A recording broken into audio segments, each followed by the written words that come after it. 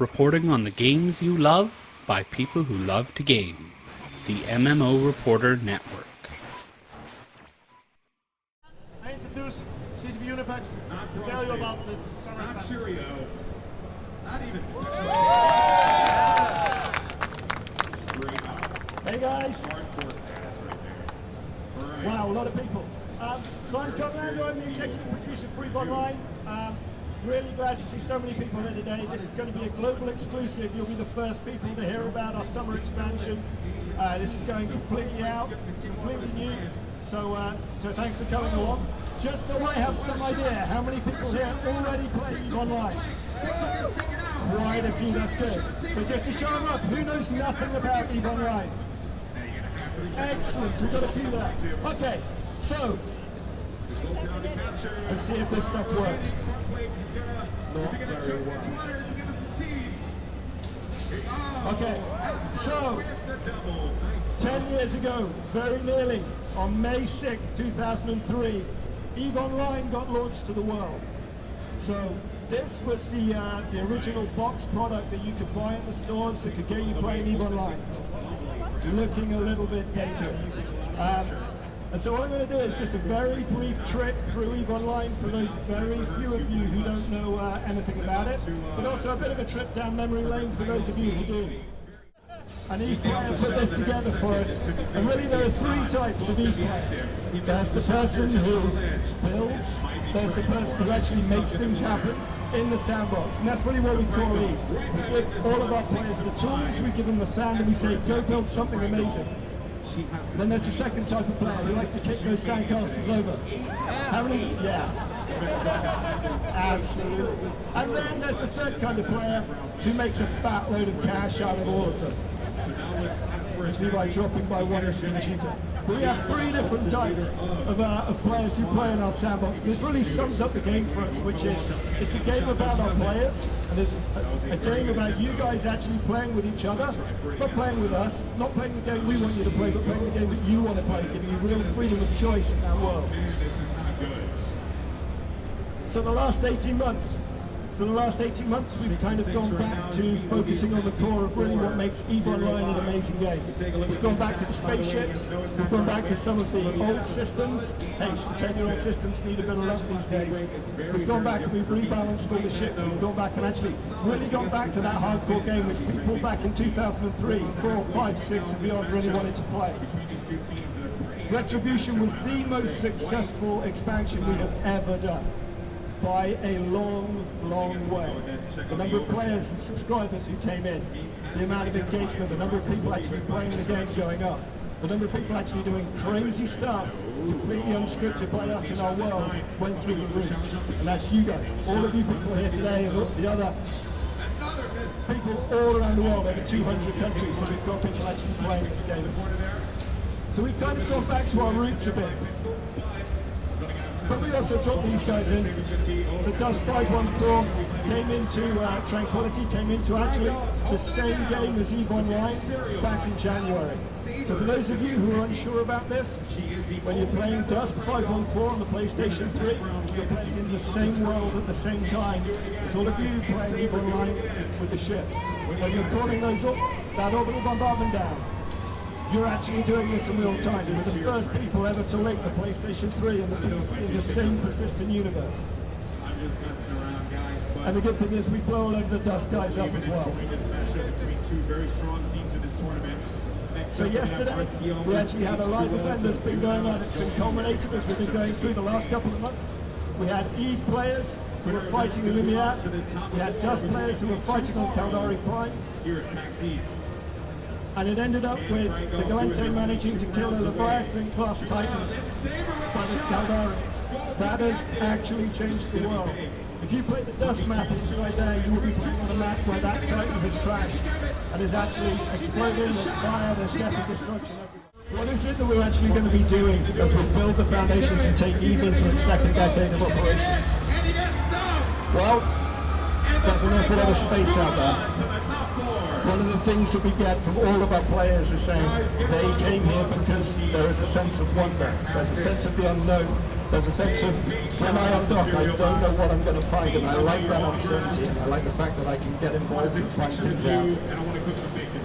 So, on June 4th, 2013, we'll be releasing our 19th free expansion as EVE goes into its second decade of operation.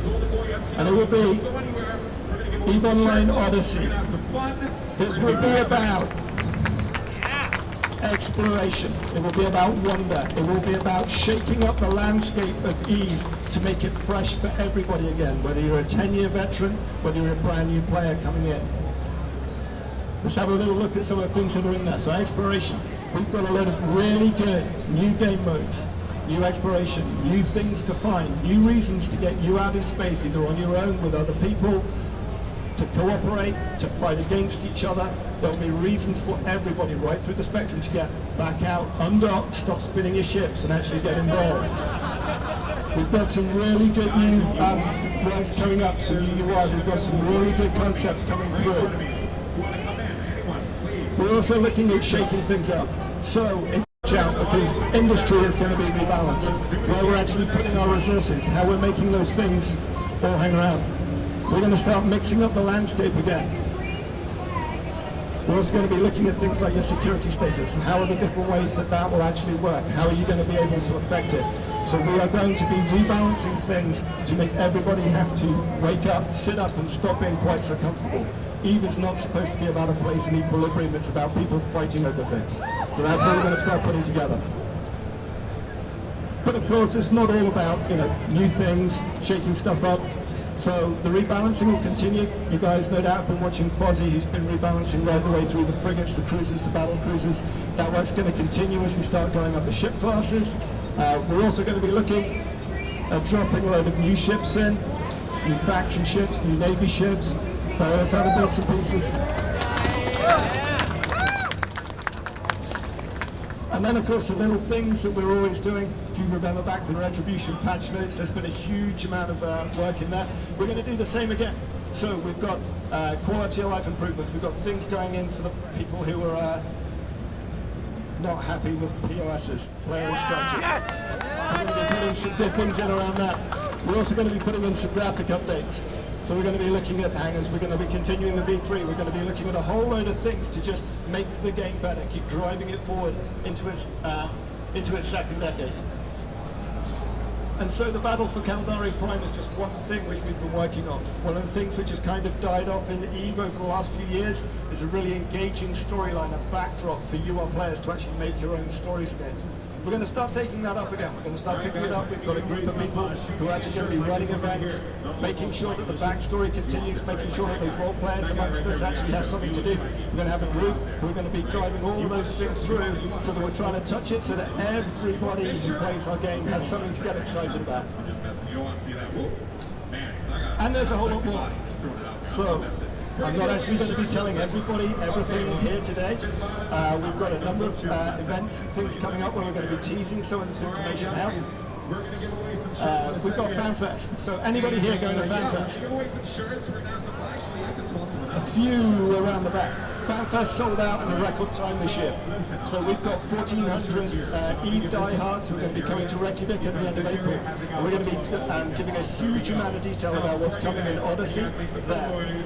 There's also going to be an HD stream for those of you who aren't going to be able to make it to Iceland for the party at the top of the world. On Twitch, those are the guys who are going to be supporting us with that. So even if you're not able to make it there, you'll be able to catch all the information as it goes out live. Of course, dev blogs will be going out, those will be really ramping up as we go through FanFest.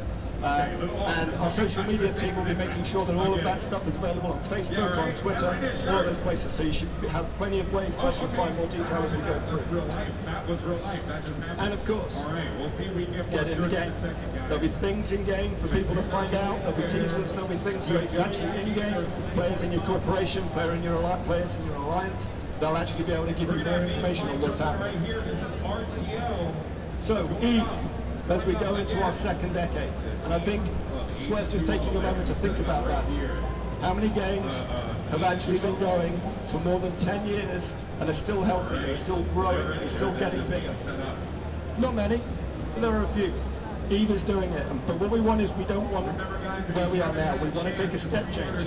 We want to, as I've said in a number of places before, we want this game to remain hardcore. We want loss to have a meaning. We want death to mean something here. But what we don't want it to take is a degree in playing EVE to be able to play EVE online. We want it to be easy to learn but hard to master, because that's what our players want. They don't want to have to fight the UI. They don't want to have to fight all these horrible things which have grown up over 10 years. But they do want a tough game which weeds out people who don't want meaning, who don't want human interaction, who don't want loss. We want those hardcore players, and we won't go away from that. So, what else is going on as we go forward? EVE Online has been inducted into the Museum of Modern Art in New York, which is an amazing moment for us. They came to us and said that EVE was an amazing example of design, and frankly, we were just incredibly humbled by having our game in against things like The Sims, Tetris, Dwarf Fortress. There are just some real classics in there from way back, and they wanted EVE in there as an example as well. I'm flying out to San Francisco tomorrow. We've got GDC, we've got another player gathering that's happening on Tuesday night, so we'll see a load more EVE fans there. Obviously, 10th anniversary, May 6th. Believe me, you want to have an accounting game on May 6th. There is some very, very cool stuff that we're going to be giving away for our 10th anniversary. There'll be a whole load of other events going on around that as well. And of course, we've got a player event in Boston here tonight. Who's coming to that tonight? Good, looks like we've got a few people. So we'll go out, we'll have a few beers, you'll have a chance to quiz me a bit more than the rest of the guys. But we'll be having player gatherings whenever we go to any shows like this, just to give us more of an opportunity to really sit down and talk to you guys.